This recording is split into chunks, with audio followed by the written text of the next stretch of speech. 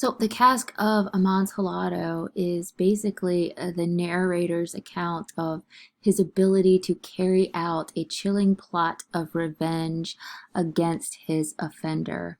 So, we have Montresor and Fortunato are two main characters. And the time, the place, and the setting contribute to this story of these two fellas. I want to talk a little bit about the setting because, like most Gothic works, it takes place in the past. It has a distant medieval kind of feel, and that is indicative. That's exactly what we have here in our story. It takes place in Italy during Carnival, which is a secular holiday that evolved from the Christian observance of Lent. And if you know, Lent, as you know, is the 40-day period of fasting or of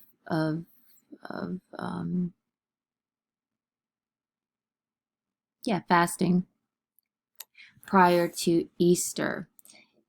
And traditionally, the fasting during Lent involves the abstaining from eating meat, but modern interpretations of fasting involve abstaining from anything enjoyable or something that you give up, something that you enjoy. You give up an indulgence, so to speak.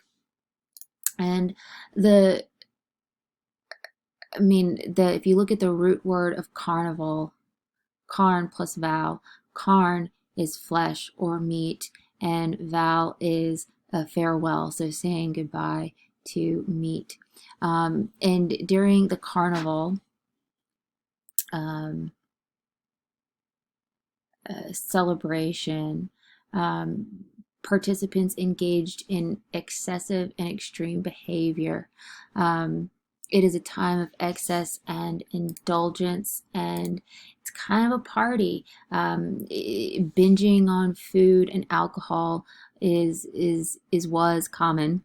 Was common, and costumes and masks were worn to kind of aid in that anonymity and decadent behavior. You didn't want people to see who you were, and that it also adds to that kind of level of mystery and ambiguity, um, while people are partying and masquerading in the city, and in the streets. And this combination of alcohol and costumes help create an atmosphere where people tend to let down their inhibitions. And we definitely see that in our story. So the Cask of Amontillado essentially is set during this time of supreme madness of Carnival, and it's this kind of riotous atmosphere. And I think that Poe's point is that it, it's easy to see how a crime could go unnoticed during this particular time. Some references that I'd like to draw your attention to are, you'll see the word palazzo, and palazzo is basically a large building. In Italy, it's another word for mansion. You see the word vintage, and vintages are just another word for fine wines. And you see casks of things, casks of wine. So a cask of Amontillado is a cask of this really rare vintage, delicious wine that would be coveted. Some other references, you'll notice the reference of masons, and there are two definitions of masons in our story. One is a Mason who is a member of the Fraternity of Freemasons, which is a worldwide organization. Or you could look at a Mason as one whose occupation is to build with stone or brick, or one who prepares stone for building purposes. And that those two two definitions of words play heavily into our story, or the misunderstanding of one for the other plays heavily into our story. The other thing that I want to mention is catacombs, which is tied to our our setting in some way. And catacombs are basically cities of the dead. The most famous catacombs are the ones in Paris, where there are. It's an area underneath the city where there are bones of maybe 5 to 6 million people.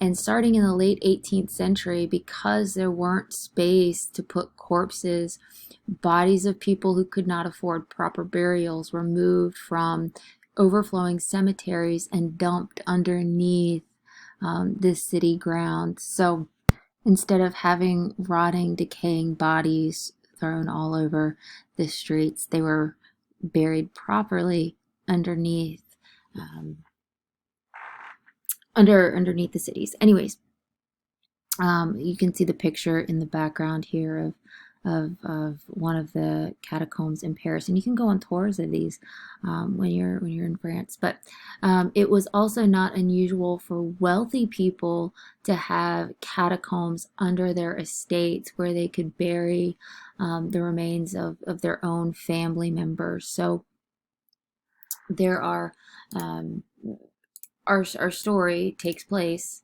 in a catacomb, for lack of a better word, and he carries out this kind of revenge plot in the catacomb. It's also worth noting that these underground tombs would have been places where wine was stored, because it had a temperature that stayed consistently cool all year round. So